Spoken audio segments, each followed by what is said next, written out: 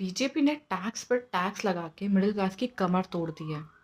बात तो सच है, इतने टैक्सेस लेके आएंगे तो मिडिल क्लास बेचारा क्या करेगा। अब तो वो कैरामल पॉपकॉर्न भी नहीं खा सकता, है ना? यही सोच रहे होंगे आप। अब जीएसटी, अब सच्चाई क्या है, एक बार कुछ नंबर्स और फिगर्स के बारे में बात कर लेते हैं।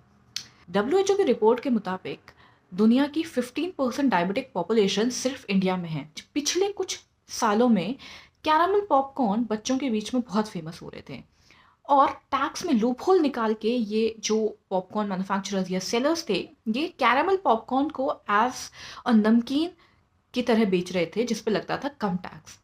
तो उस चीज़ की अवेलेबिलिटी कम करवाने के लिए अब गवर्नमेंट ने एक स्टेप लिया है जिसमें उन्होंने 18% जीएसटी लगा दिया है, जिससे उसकी अवेलेबिलिटी कम हो, लोग वो चीज़ कम खाएं, या कम खाएं या नहीं, बट एक लूप होल जो था उसको उन्होंने वो बंद कर दिया है।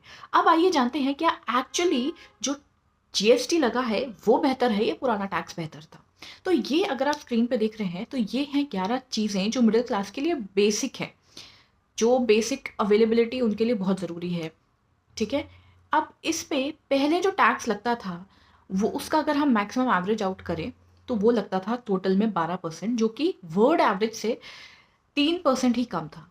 जीएसटी आने के बाद अब ये एवरेज आउट होके हो गया है 7.5%, यानी कि वर्ल्ड टैक्स रेट से पूरी की पूरी तरीके से आधा। तो अब आप बताइए, पुराना टैक्स बेहतर था या नया टैक्स? मैं किसी गवर्नमेंट के फेवर में नहीं हूँ, मैं सिर्फ नंबर्स पे बात कर रही हूँ।